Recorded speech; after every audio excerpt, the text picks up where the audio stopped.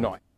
Good afternoon, everybody, and welcome to the Business as Unusual show. It is Wednesday. We are halfway through the week, and we have a fantastic guest on the show today with Jenny Kitchen from YoYo Design. So we're going to introduce Jenny in just a second. So you've just got enough time to go grab yourself a beer and join in the conversation on chat as well. Any questions that you have for Jenny, please do post them in the chat as we go. So without further ado, let's get the show on the road.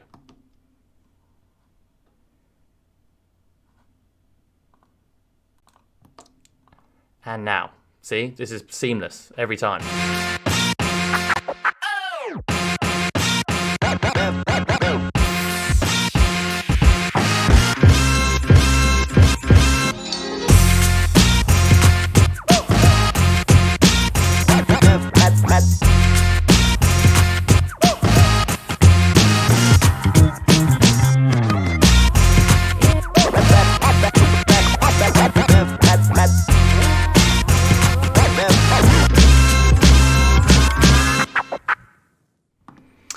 See, that was a seamless start. Okay, this is the joys of a live show. This is what happens. Okay, I've had to learn all this technology, and that sometimes happens. I press the wrong button, so apologies. So if you're new to the channel, my name is Luke. I'm the CEO of Sleeping Giant Media and Giant Campus, and also the host of this show, the Business as Unusual show, which we put together to try to get some insights into the challenges that people are facing, the opportunities that they're bringing, and hopefully share some ideas within the community. Because again, the way that we can kind of all get through this quicker, come out stronger the other side, is by sharing some of those ideas. So today we have Jenny on the show, who's going to give us some insights into what she's been up to with her team, and again, hopefully some ideas that she'll be able to share with everybody here. So do chuck your questions in the chat, and let's introduce Jenny now.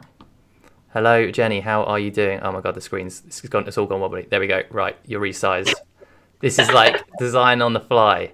This is a new piece of kit, and it keeps on resizing your image. But anyway, how are you doing? I'm good. I can't actually see you, so no. We'll just. Okay. We'll just carry on. I'm here. I can see you. I think I can see you, and I'm gonna try to resolve that as we kind of carry on the conversation. But I can see you. Hooray! So how are things with you? How's the last few weeks been, or few months? How long's it been? I don't even know. I've lost track now. What, about 6 weeks or so? Is it 7 weeks? Yeah. It's been an experience. I think the first couple of weeks were actually quite exciting, and lots of things going on. And I think agencies suffer a little bit sort of later on, I guess, because it's the after effects of sort of clients' businesses and things and their models. So for the first few weeks, then we were okay, and then I guess it's just the same as any business. It's tough right now, and but then there's lots of opportunities. There's lots of kind of opportunities to rethink things and situations whereby, I mean, really kind of some of the things that we've been talking about for years and years, we've managed to do them in a number of days because you have to get that sort of speed to market, and you've just got to do stuff and get stuff out there. Yeah, absolutely. So, in a way, there's been, I don't know, I look back on the last 6 weeks, and I think there's been loads and loads of positives that's come out of it. But yeah, I mean, every business is suffering. And just for the viewers, what can you give us a kind of intro to what YoYo do? Just kind of quick overview. Yeah, of course. So we're predominantly a digital agency, but what we really care about is the engagement between brands and audiences. So we do a lot of sort of audience research and insights, and really uncovering those key elements to then develop products, websites, apps, campaigns, to get brands talking to their customers. Awesome. There's loads of questions I've got for you on that topic as well, around behaviours, because I mean that's something that's kind of massively changing at the moment. But we'll come back to that. Before we go there, can you give me 3 words to describe how you're feeling kind of personally right now? I think energized. I feel really. You said that with a massive sigh, just as an FYI. I do feel. I feel energized. I feel like there's lots of focus right now. So Jenny, you got to make eye contact when you say it, otherwise I don't believe what you're saying. I can't see you though. It's oh man, I'm sorry about that. So yeah, energized, and I guess uncertain Yeah. about the future, but optimistic. Okay. Well, that's good to know. That's good to know. And in terms of the business, how would that alternate? How would you what different words or the same words would you use for the business and how that's feeling right now? Uncertain is probably a similar word that we would use. But then probably there's a lot of excitement going on. There's a lot of things that we're doing some great work with our existing clients, and we're rethinking existing kind of processes and things like that. So yeah, there's some excitement going on as well. Awesome. What going back to the behavior conversation, you mentioned kind of understanding customer behavior and kind of building around that, which is great, because it's it's the kind of almost the cornerstone of marketing, is that kind of behavioral piece of understanding what customers are kind of doing and then ultimately adapting to kind of meet their needs. How are you seeing, or what are you doing that's kind of new since this has kind of kicked off? Because behaviours have changed obviously quite significantly, during these kind of different phases, and I'd be really interested to hear how you're helping businesses kind of change to those behaviours that you're seeing. Yeah, I think it's a really interesting one. I mean, we promote this type of thinking anyway, but probably even more so now. It's really for businesses to look at their customer base and look at their different audience types, and try not to make any assumptions. And that's really difficult for businesses, especially kind of if you're operating at speed and you're trying to get things out to market. But the reality is that things have changed so much in the last 6 weeks, and so I guess it's rethinking and talking to customers and talking to your audiences in much more detail, much more sort of intimate way. Really trying to understand things from their perspective, because I've seen so many marketing campaigns that have landed really poorly in the last few weeks, because of the fact that they're not contextual. They're not understanding or empathetic towards the new normal. Yeah. It isn't business as usual at all, and it's business as unusual. It's business as unusual. See what I've done there. I see exactly what you've done. No. You know what the nice thing is? I can see you now. Yes, I've given up with the screen share. I've just thought, you know what, we'll just have a Skype call, and that's fine. Nice. And also it means that then you can actually look at me, and when you say the word energized, I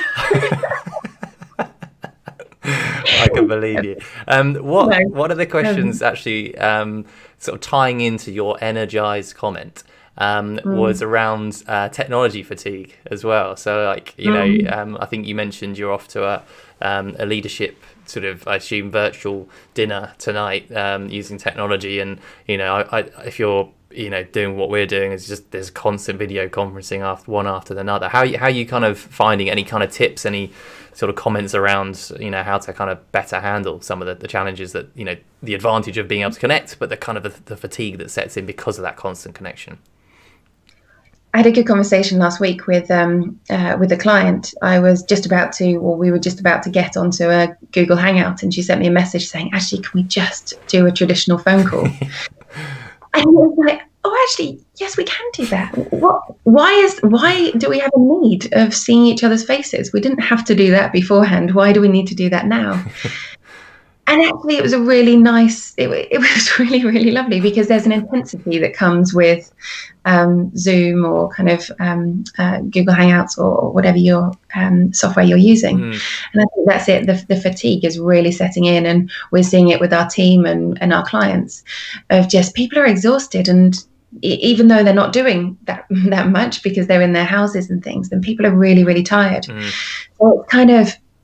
It's balancing the two things. You've got to. There is the piece around being connected, and especially at this time, being connected as a leader, being connected to your teams. When you say that your teams aren't doing very much, because that just to make sure that I'm assuming you mean not standing up that much. I mean, not moving around. Gotcha.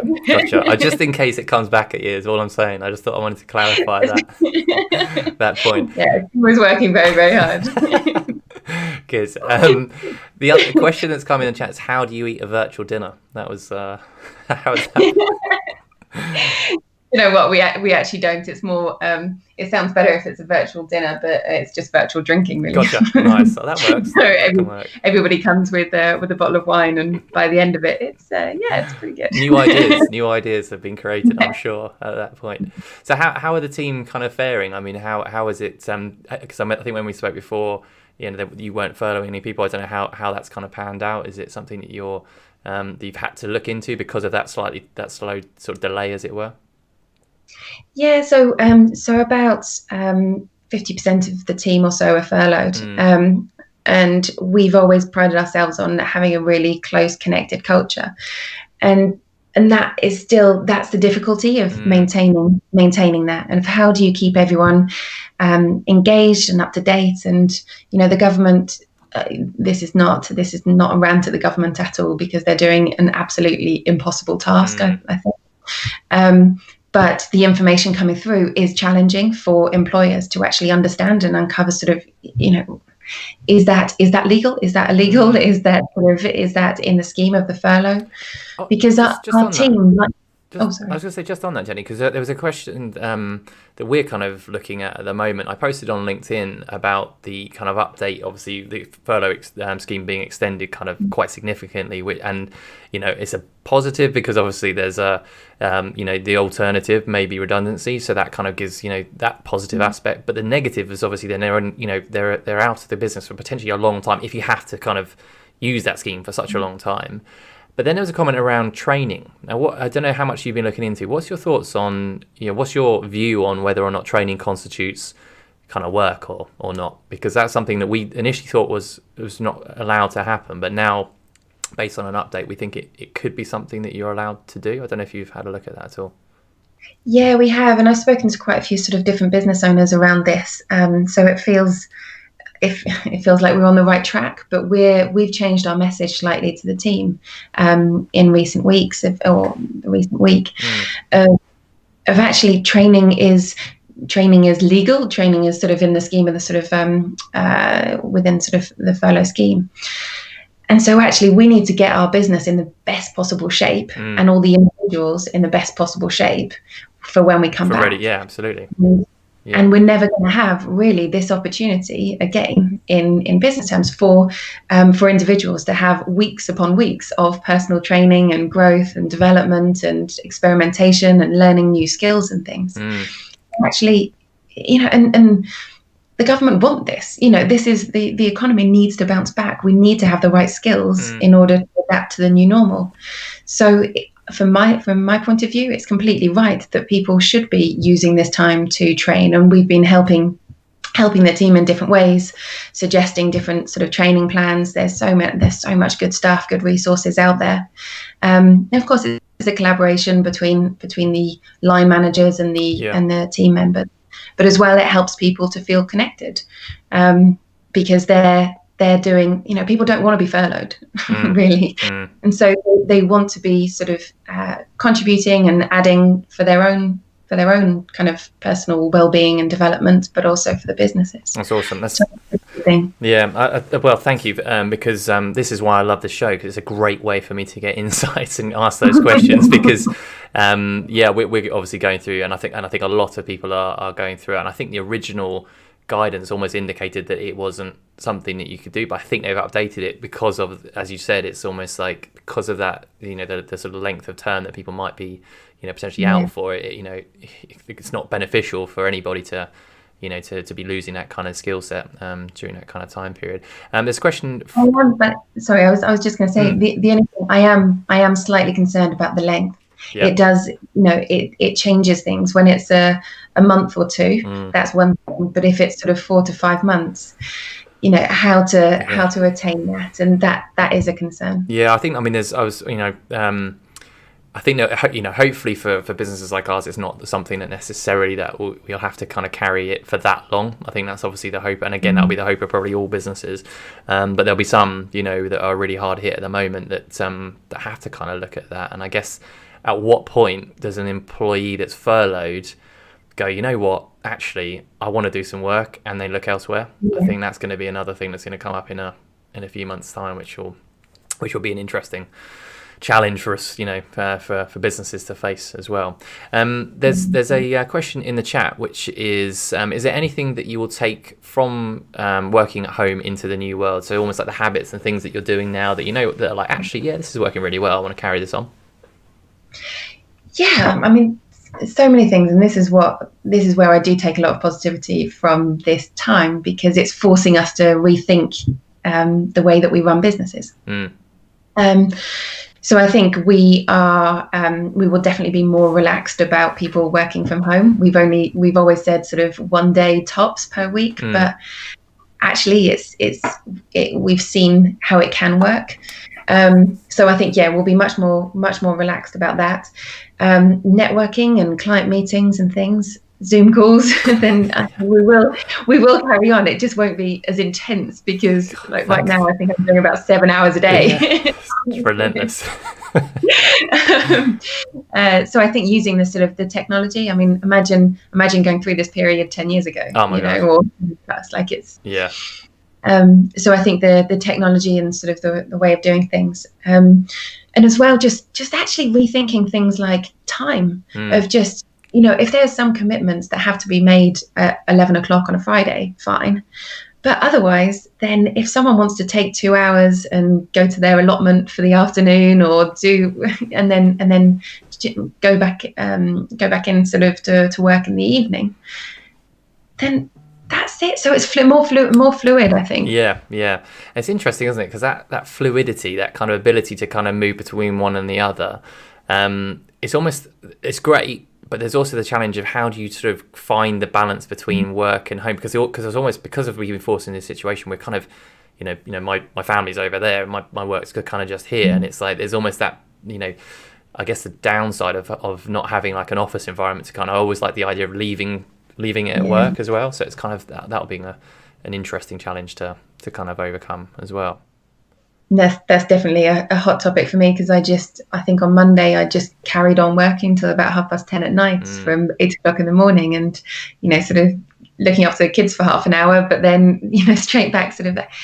And that's because I'm just in a room. So actually, if you're going to the office and then kind of coming back, then you can leave it and you have the separate lives.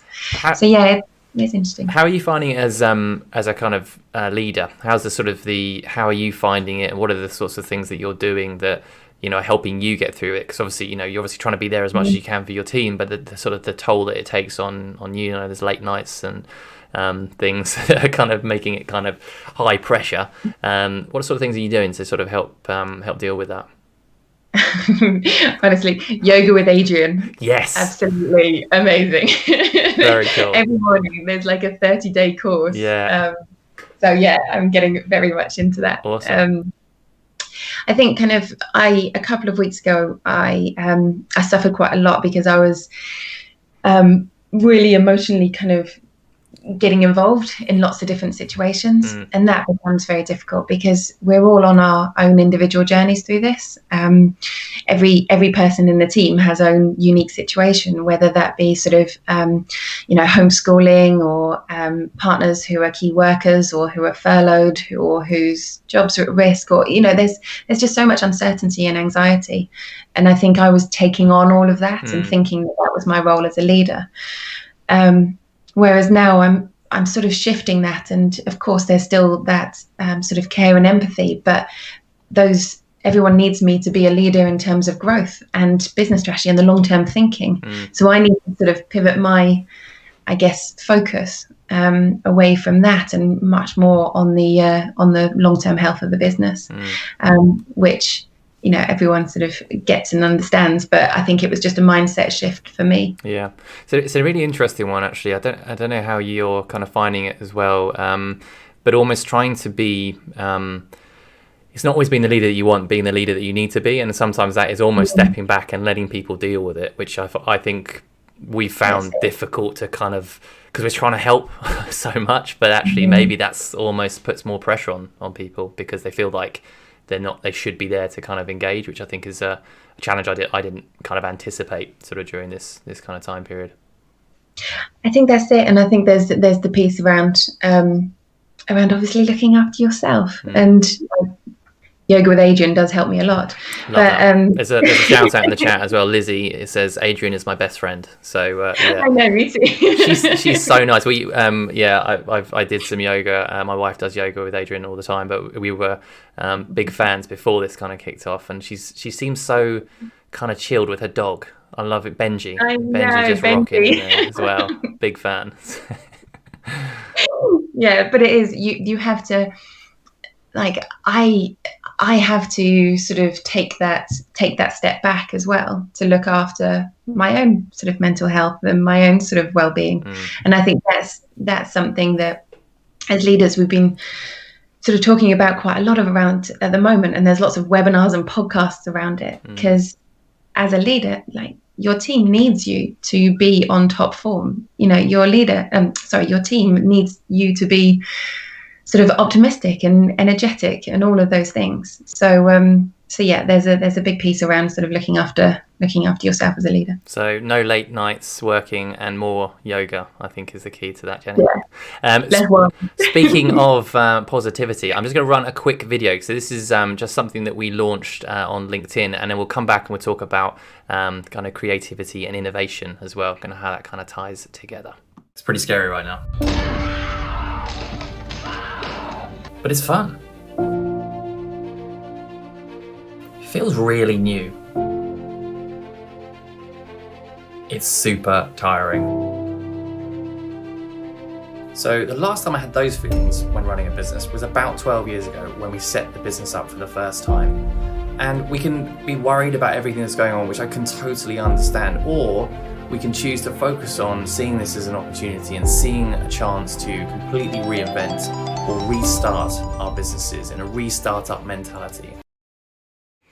So that is just gone live on our LinkedIn about restart-up mentality, which I thought ties nicely into what we want to talk about around kind of innovation. So what sort of things have you been doing to kind of innovate for yourself, but also for your clients as well? Yeah, of course. I think so internally, then we've had to create new ways of working very quickly, because obviously when you're sort of got sort of team off on sort of furlough and things, and you have to change your way of thinking, then internally it's been that piece around sort of fluidity, and each of the team, then it's not we can no longer be fixed in our roles and our thinking, and it's sort of changing our ways of just, well, you know, where are the opportunities? Our clients, for instance, then we work we work with Mercedes-Benz or Aspinall Foundation. Then there are sites which are closed. So how can they change their thinking, and how can they come out of this? And whether that's sort of revenue streams or visibility, what are the other sort of options? I guess. Yeah, absolutely. So I think kind of and so many of our clients, then it's sort of whole parts of their businesses have gone overnight, especially in the sort of hospitality sector. So it's kind of a quick rethink. I mean, some of the strategies that I've seen, 24, 36 hours of just like, boom, right, B2B audience no longer, now going to B2C audience, or just changing the way they sell.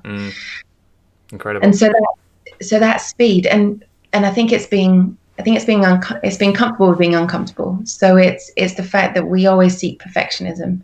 So we always seek things to be 100% right. But that takes months and years. Yeah. But right now we don't have months and years. We have weeks, days and weeks.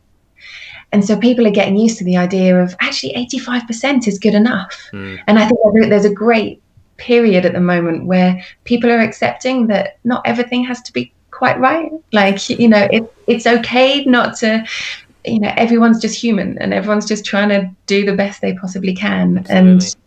And I think consumers are sort of accepting of that. Yeah, no, it's really, really interesting. I think there's I think we share a couple of clients as well, and some of the stuff that we're all kind of trying to pull out of the bag to try and kind of change it around. And I saw an interesting remake of the Budweiser advert on YouTube, where they've the what's up, you know, the one where and they've so instead of saying just chilling, it's I think it was something like just isolating or something like that, and they kind of rerun that. And again, it's like there's this kind of this ability to kind of I don't know, I guess there's, as you say, people are a bit more accepting of things not working, which I'm pleased about, because I pressed the wrong button when we started and I failed at that. So I'm pleased that people are more accepting. There was one thing I wanted to talk to you about, which is around the B Corp. I noticed on LinkedIn that you guys have just got the B Corp certification. Could you just give us a kind of an overview of what that kind of means? 'Cause I think that's really exciting, because I also hear that the companies that are more ethically aware are coming out of this stronger as well, which is great. Yeah, absolutely. And on the note of innovation, Fast Company voted B Corp or B Lab the most innovative company in the world in 2020. Oh, wow. Because it is all around innovation, because it is looking at businesses and rethinking the way businesses are run in the 21st century. And B Corp is all around the triple bottom line effect. So instead of businesses just being set up for profit to make money for a few business owners, then it's looking at people and the planet at the same level of it. So it's not just about sustainability. Profit and revenue and money features in that and is given kind of a seat at the table. But it's just saying it doesn't always have to be, it doesn't always have to be driven. Every decision shouldn't just be based on the financial decisions around it. So B Corp is a movement whereby the companies that are part of it undertake quite a rigorous assessment over a number of months. And become certified, and that's looking at all sorts of different aspects, the governance of the organization, the role in the community, the value provided to clients, but also interrogating the supply chain. So all of the different suppliers that you use, volunteering, charity, equality, carbon, sort of environmental footprint. So absolutely everything. It's a real sort of, it's a very rigorous process. And there's about 280 now in the UK.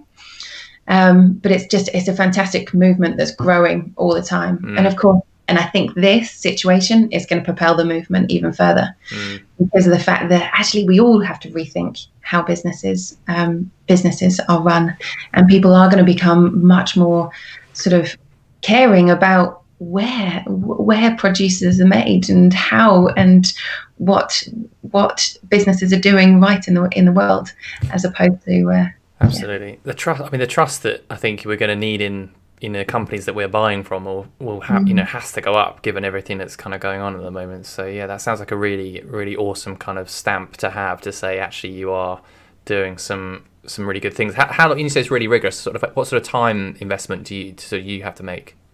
Your business generally. Yeah, so it was across about, we did it in about 4 months. Normally we really, really challenged ourselves, and that was a number of late nights. But normally it takes between sort of 6 and 12 months, because it's honestly going through every single part of the business. Wow. And I mean, hours, I couldn't really quantify it, but sort of, hundreds and hundreds of hours.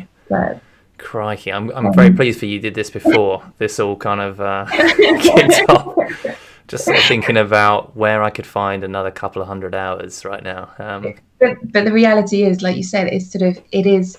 So Unilever are one of the key companies around this. They keep on buying up B Corp organisations, and I think they've done a sort of commitment. I think it's 2030. Then all of Unilever brands will be B Corp. Amazing. And it's a real sort of inspiration that all of these different sort of companies are really putting sustainability at the heart of their business strategy. Well, congratulations. It's the right way to go. Yeah, totally. I mean, I think I couldn't agree more. We something that we do a lot of, but not through that. So I think it's something that we would definitely like to. Hence why I'm quizzing you on it, because again, this is like information gathering for me. I'm like, okay, right, a couple of 100, might have to push that. But I know your business, and you do so many of those of the elements there, and so Could you fill our forms in for us, Jenny? Definitely not. It's worth a try. It was worth a try. I've done my dues. I've got 3 years now, and then we have to recertify in 3 years' time. Okay. And I'm already not looking forward to it. That's it is worth it. No, it's great. Well, thank you very much for joining. We're going to try to. Can you see my screen now? Yes, I Okay, can. right. Okay, we're going to try to conclude with a game. Okay, Right. you have this, just to let you know. This is what you could win: a limited edition SGM cup, which is super exciting. I know. However, you have to beat the top score currently at 5. Okay, we're gonna do animals again because I think they might be the easiest one. And Ant and I did this on Friday, and yeah, we were pretty good. So we got 5 to beat, Jenny. I think we can do this. Okay. Okay, here we go. Are you ready? There we go. Alvin and the Chipmunks. nice. Yes. On a building. Oh God, it's a bird. I can skip it. But on a building.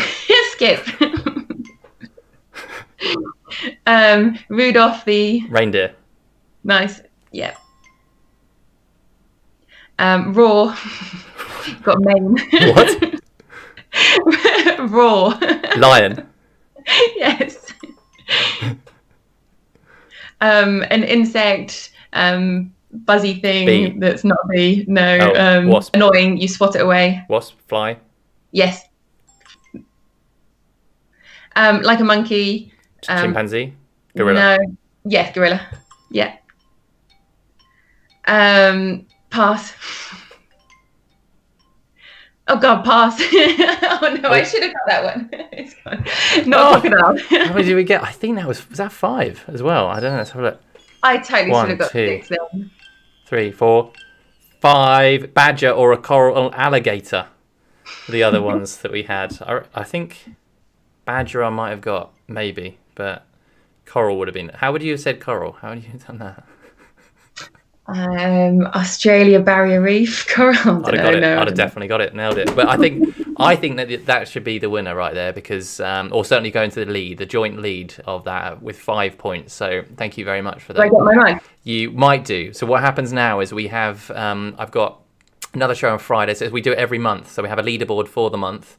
And whoever is the winner at the end of the month will get themselves a limited edition Sleeping Giant Media Cup, which looks a little bit like this. So, which is very, very exciting. Keep your fingers crossed for that, Jenny. But thank you very much for coming on the show, and best of luck with all the new opportunities that come up next. And no doubt catch up with you again soon.